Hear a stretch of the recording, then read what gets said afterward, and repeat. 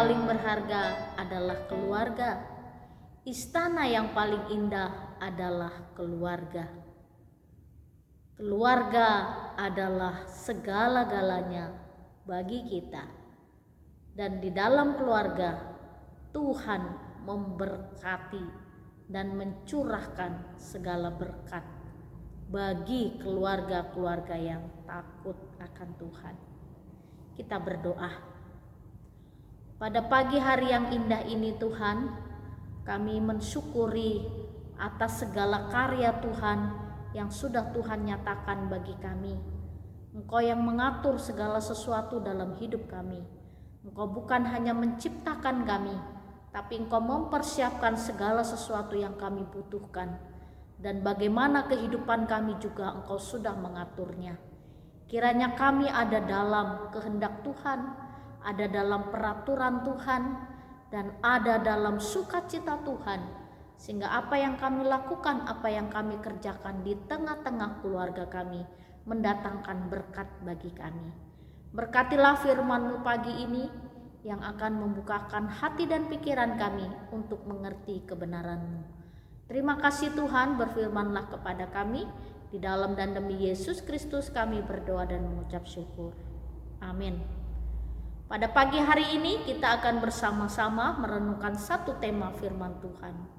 Menjadi ayah yang baik. Bapak, Ibu, serta saudara-saudari, sejak zaman dahulu bangsa Israel, mereka adalah umat pilihan Tuhan. Allah memilih bangsa Israel bukan karena hebat, gagah, dan ada kelebihan-kelebihan yang lain. Tidak, tapi itulah pilihan Allah. Allah memilih bangsa Israel sebagai umatnya.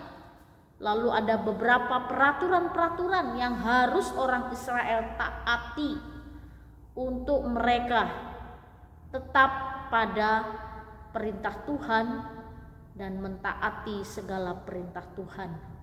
Salah satu perintah Tuhan rupanya pada zaman itu mungkin sampai hari ini menjadi pegangan hidup bagi keluarga kita, yaitu semua ayah, semua pria, semua sebagai bapak, mereka harus mengajar anak-anaknya, mengajar tentang hukum, mengajarkan tentang kebenaran, dan juga menjaga hidup dalam kekudusan. Jadi seorang ayah yang baik adalah seorang ayah yang dapat mengajar, yang dapat menjadi teladan, dan juga yang dapat membawa anak dan istrinya untuk terus mentaati firman Tuhan. Nah, ini satu kebenaran, satu hal yang sangat penting di tengah-tengah keluarga kita, bahwa tugas seorang ayah bukan hanya mencari makan atau mencari nafkah, mencari uang, tetapi di balik itu juga seorang ayah juga menjadi pengajar yang baik. Di dalam Ulangan pasal 6 ayat 6 sampai yang ke-7 demikian bunyi firman Tuhan. Apa yang kuperintahkan kepadamu pada hari ini haruslah engkau perhatikan. Haruslah engkau mengajarkannya berulang-ulang kepada anak-anakmu dan membicarakannya apabila engkau duduk di rumahmu, apabila engkau sedang dalam perjalanan, apabila engkau berbaring, dan apabila engkau bangun. Ini adalah perintah yang Tuhan berikan kepada semua umat Israel, khususnya juga kaum pria, supaya mereka dapat mengajar anak-anak dengan baik, mengajar tentang hukum-hukum Tuhan. Dalam perjanjian lama ada 10 hukum Taurat. Dan itu harus diajarkan kepada anak-anak, bukan hanya sekali, tapi seringkali, setiap saat. Hukum itu harus diajarkan kepada anak-anak. Lalu anak-anak harus mentaati perintah-perintah yang sudah Tuhan perintahkan kepada mereka. Jadi ayah yang baik adalah ayah yang dapat mengajar tentang kebenaran dan juga menghidupi kebenaran itu.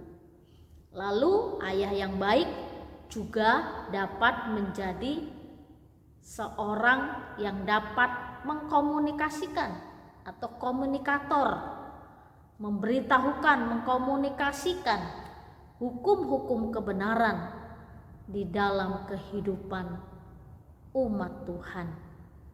Dan secara khusus pada zaman sekarang ini, bukan hanya tugas seorang ibu mengajar anak, tapi ayah juga punya peranan penting. Sesibuk-sibuknya dalam pekerjaan, usaha mencari nafkah, jangan lupakan anak yang menjadi prioritas dalam hidup kita. Anak adalah harta yang sangat berharga. Jadi seorang ayah yang baik dapat mengajar dan dapat mengkomunikasikan segala kebenaran-kebenaran hidup dan prinsip-prinsip hidup sebagai anak-anak Tuhan. Harus disampaikan, dikomunikasikan, dijelaskan setiap waktu. Mungkin ketika papa nganter anak sekolah, di jalan ada banyak pelajaran penting, sampaikanlah itu kepada anak-anak. Mungkin di dalam rumah waktu santai, sore minum teh, makan pisang goreng, ada beberapa prinsip dasar harus disampaikan, diajarkan, sehingga anak-anak kita mereka memiliki pemahaman yang benar tentang hidup kekristenan. Bagaimana orang Kristen hidup, apa yang Tuhan kehendaki dalam hidup orang Kristen, dan itu harus disampaikan. Bapak, Ibu, serta saudara-saudari, dalam perjanjian lama mengajar anak bukan hanya waktu tertentu, tapi Tuhan memerintahkan ajarkanlah setiap waktu, berulang-ulang kepada anakmu, bicarakanlah, komunikasikanlah, sampaikanlah hukum-hukum tentang Allah. Apabila engkau sedang dalam perjalanan, apabila engkau berbaring, dan apabila engkau bangun. Artinya setiap saat mengajar tentang kebenaran. Dan setiap saat firman Tuhan disampaikan kepada anak-anak kita. Dalam keluarga ada misbah keluarga. Tapi sesudah misbah keluarga, mungkin kita perlu mengaplikasikan, merefleksikan firman Tuhan dengan kehidupan dengan anak-anak. Jadikanlah keluarga kita menjadi keluarga yang terus bertumbuh, sehingga anak-anak kita mengenal dan mengasihi Tuhan Yesus bukan dari orang lain, tapi dasarnya dari kita, keluarga. Orang tua punya kewajiban untuk mengajarkan iman kepada anak-anak. Jadi Bapak, Ibu, serta saudara-saudari, sekali lagi seorang ayah, jadilah ayah yang baik, ayah yang mengayomi, ayah yang dapat menjadi pendengar dan penasehat, bahkan ayah yang memberi berkat bagi anak-anak dan istri. Kiranya Tuhan menolong kita. Bapa di surga, Engkau adalah Tuhan kami. Engkau mengajarkan satu kebenaran kepada kami. Kami percaya jika firman Tuhan itu setiap hari kami katakan, setiap hari kami lakukan, maka ada banyak kebenaran-kebenaran hidup dan prinsip-prinsip hidup yang benar yang dapat kami sampaikan kepada anak-anak kami. Tuhan, tolonglah anak-anak kami untuk tetap setia kepadamu. Terima kasih Bapa, di dalam dan demi Yesus Kristus kami berdoa dan mengucap syukur. Amin. Selamat pagi, Tuhan Yesus. Yesus membimbingku, tanganku dipegangnya, hatiku berserah pada semua janjinya.